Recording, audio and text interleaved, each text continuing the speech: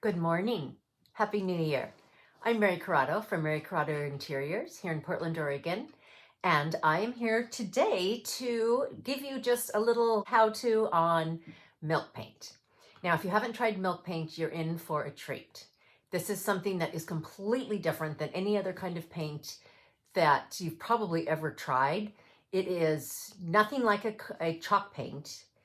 It is a very runny, watery paint that dries perfectly flat, is made with casein, which is a milk product, and actually comes in a dry powder form.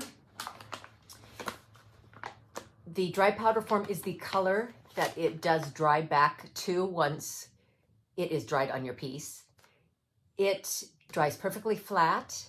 It must be sealed, but this makes a beautiful, beautiful finish for getting a really authentic, antiqued, painted furniture look. Let's get started and I will show you what I'm talking about.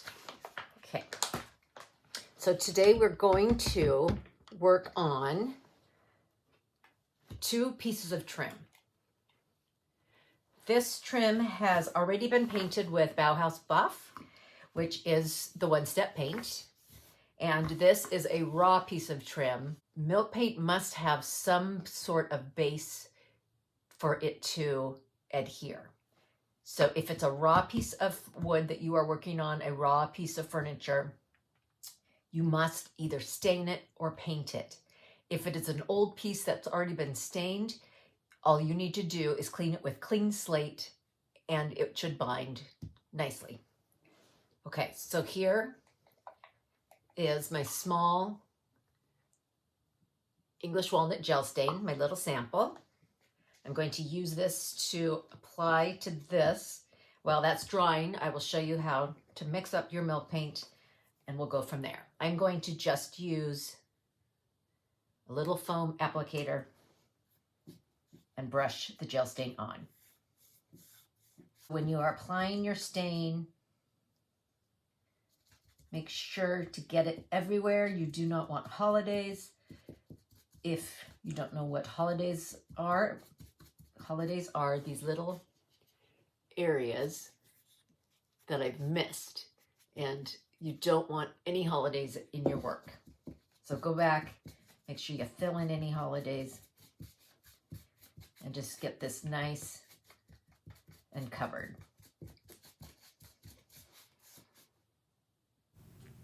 Now is also a great time for you guys to come on and say hi. We would love it if you told us where you are watching from. And if you share the video with 3 friends, as you know, your name will go into a drawing and you will have a chance to win your very own bag of milk paint.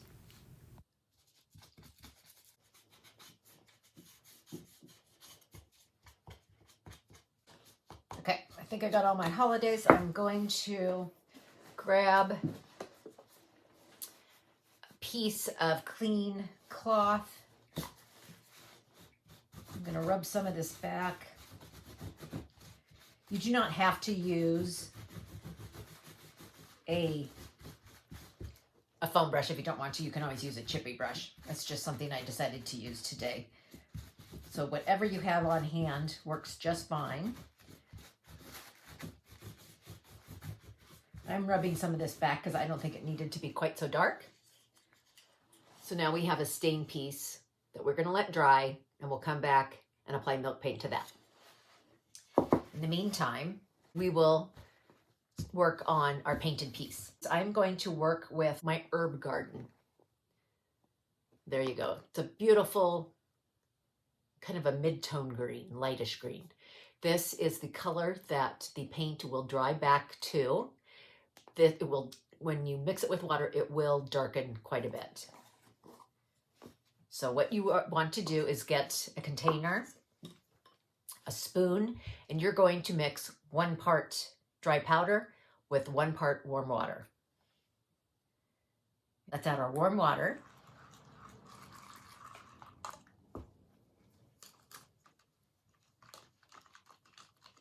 We are going to stir this up.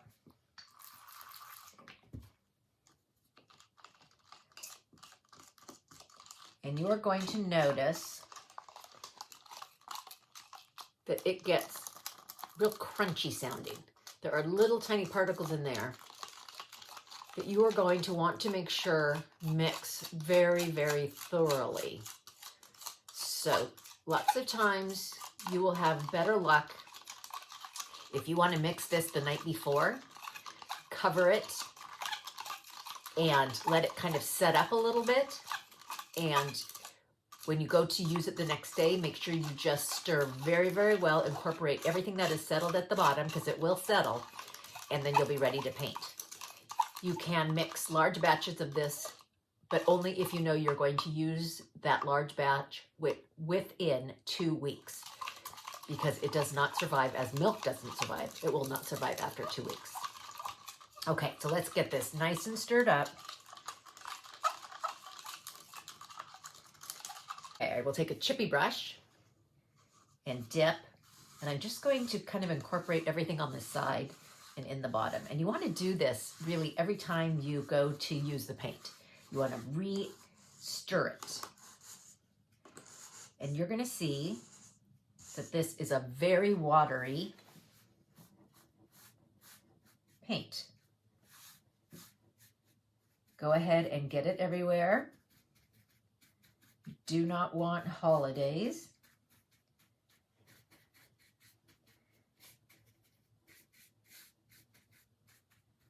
You don't want too many puddles.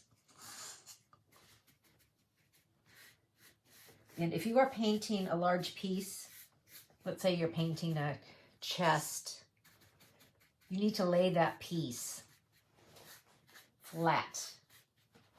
The surface you're painting. If it's the top, you paint it so that the top is horizontal. Then you would flip it over and paint the sides, because this is so runny that you do not want big runs. Okay. I'm going to dry this up, and I will show you how we work from there. Okay, this I have finished drying.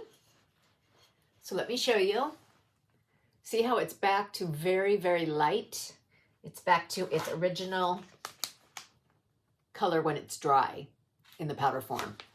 So now that this is dried, we are going to go ahead and add another coat of the same green. And I just want to show you, this one is nearly dry also. And so as soon as I'm done with this, I'll come back to this and I'm going to show you how to add cracked gesso and milk paint on this. Okay, so let's continue with our green. Just want to make sure I'm getting in everywhere and then brush it out. We're going to let that dry. And while that is drying, I'm going to show you how to add the cracked gesso and milk paint to a stained piece. Okay, the cracked gesso is also in powder form, and this is what you would use on the base of your milk paint. With a cracked gesso, you want to use 2 parts cracked gesso to 1 part warm water.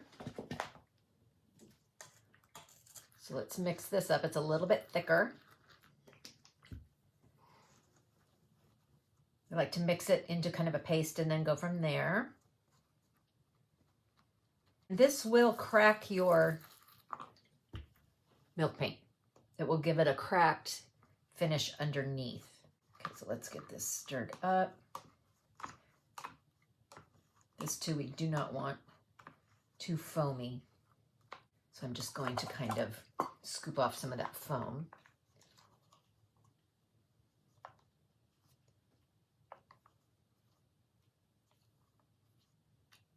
Make sure this is nice and stirred. Okay. Again, we take our chippy brush and we just add it like we would our milk paint.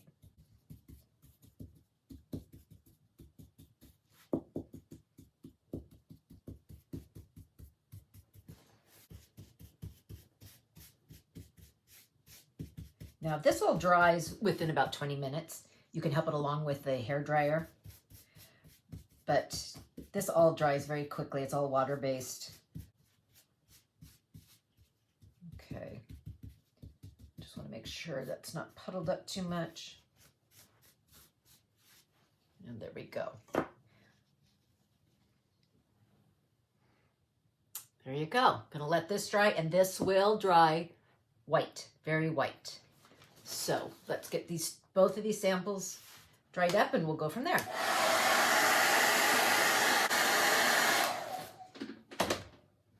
Okay, here's the cracked gesso dry.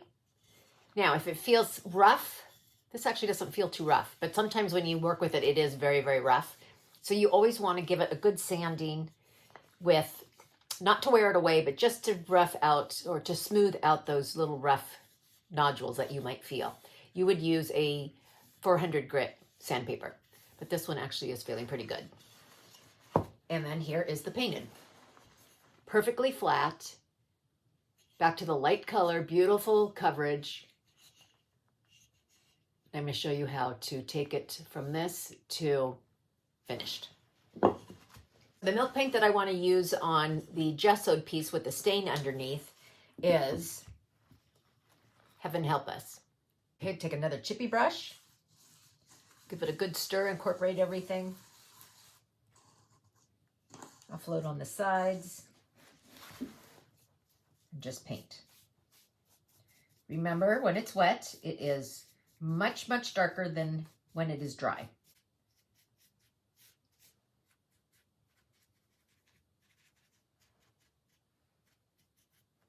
Get this dried up.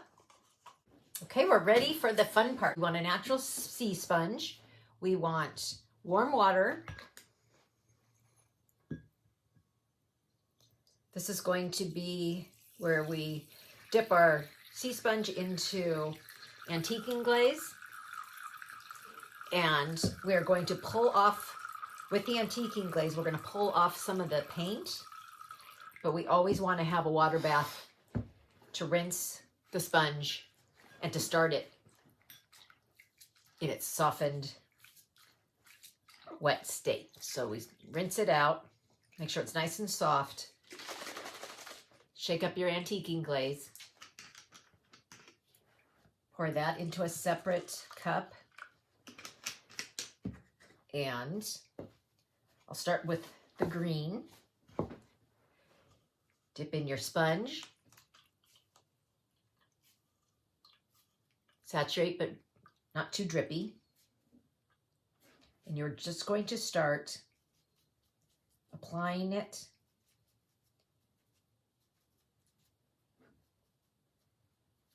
to your piece. You want to move it around.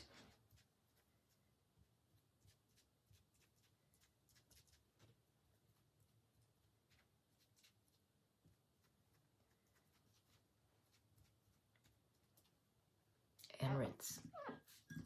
Now this one is already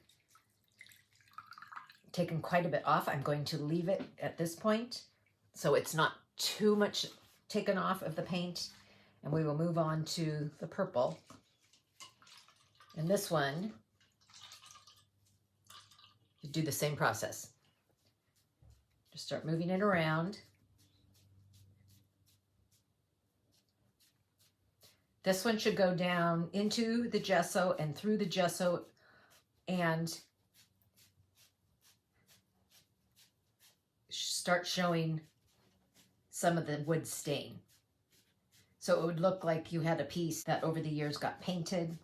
It's been worn off. And this is what you come up with.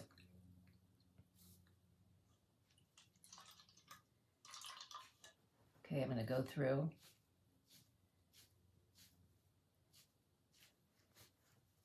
You can kind of work a little bit harder on the edges where it would naturally come off. Fit down here. This is where the edges, you want to do it as naturally as possible. where the natural wear would occur on a piece of furniture. Some of these higher points are going to expose more than some of these low points.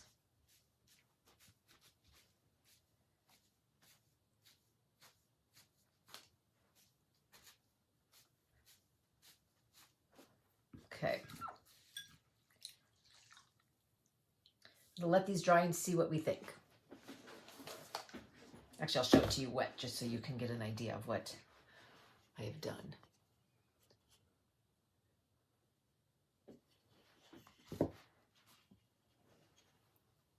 And there's that one. And remember, this will all dry much lighter. So let's dry these up and we'll take a look. Okay. Let me show you. This is milk paint that has been worn away. And see how it gives that really beautiful, like it's been worn away for years and years and years. It doesn't have that kind of fake sanding look where when you just take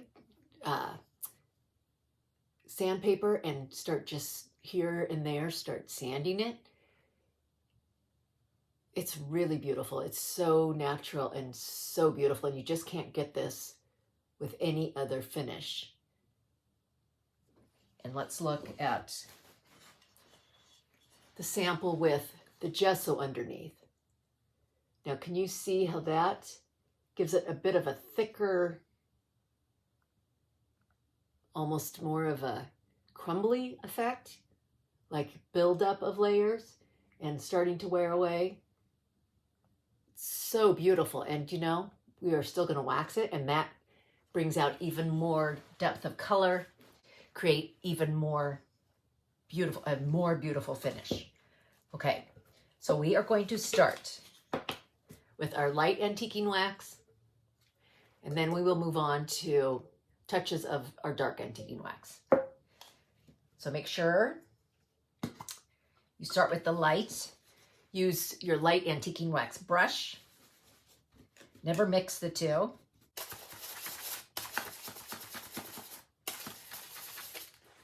And offload. And then go ahead and start waxing the piece.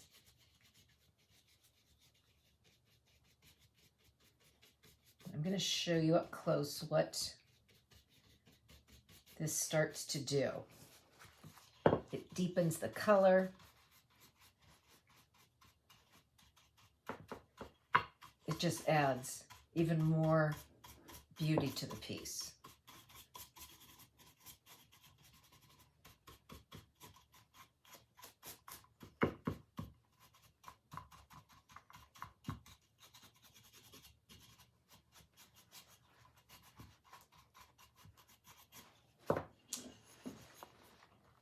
So that's with the light wax.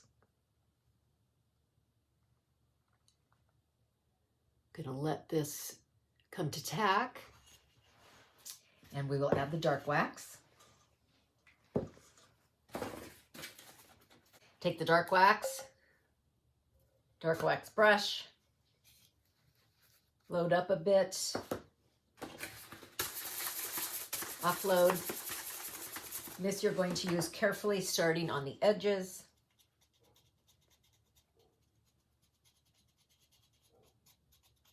Hitting the high points.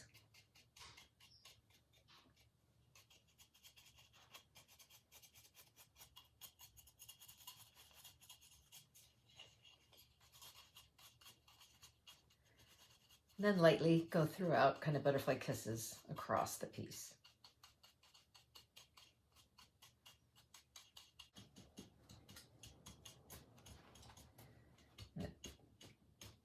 Dirty it up just a touch more.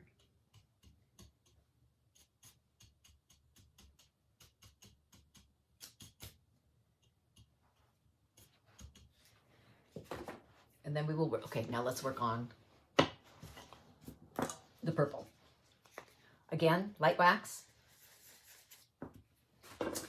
Offload.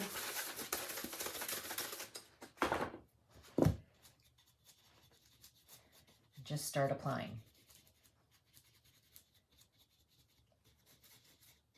This will bring out all the areas where the paint was removed. It brings in extra color, starts to darken it up.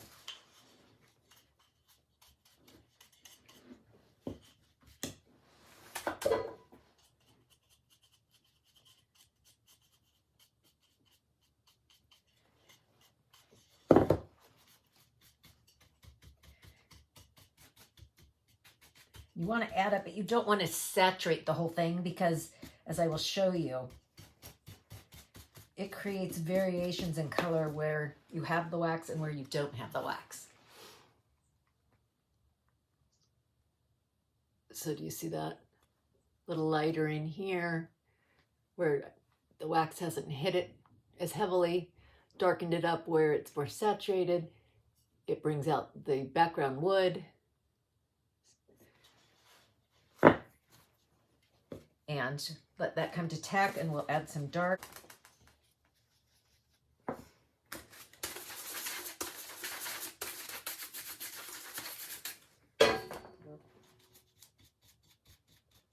Let's start on the edges.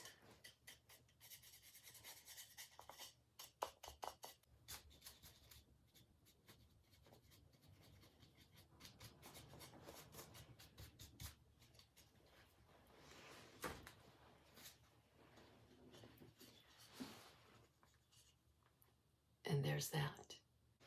Okay, now that this has come to tack, I'm going to grab our Dust of Ages. And this is the final step that just gives, especially these carved pieces, a very, very antique, like dust has kind of gotten to the crevices, but it also creates a bit of a color when you add it. So just dip it in with your dust brush. And go ahead and pounce it everywhere. Gonna do the same to the green.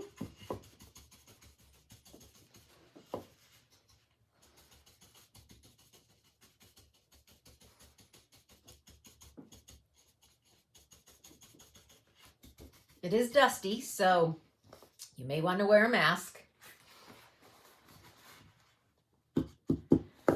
Take some off, and you take a clean cotton rag and you start to just hit and drag.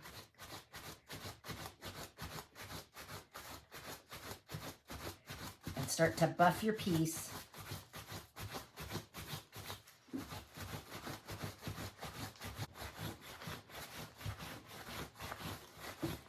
You just hit and drag, buff it like you're buffing a shoe. You will get a beautiful, you start to see that beautiful sheen.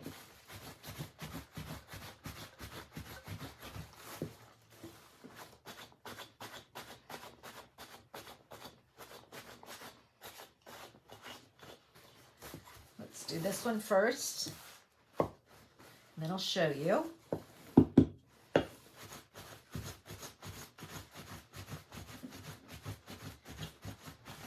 The dust adds the age,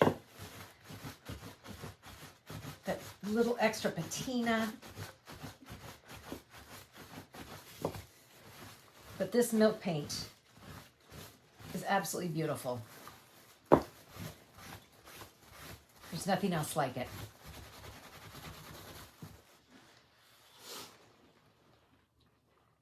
There we have it.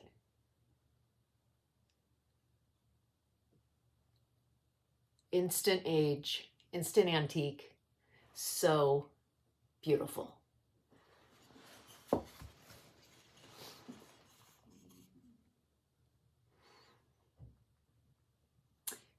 So when you are working on a large piece, we just recommend that you grab some pieces of trim, flat wood if it's a flat piece, If it has a lot of pretty ornamentation on the piece, grab a piece of trim with ornamentation and practice on these. You don't want your big piece to be your practice. You want the samples to be your practice.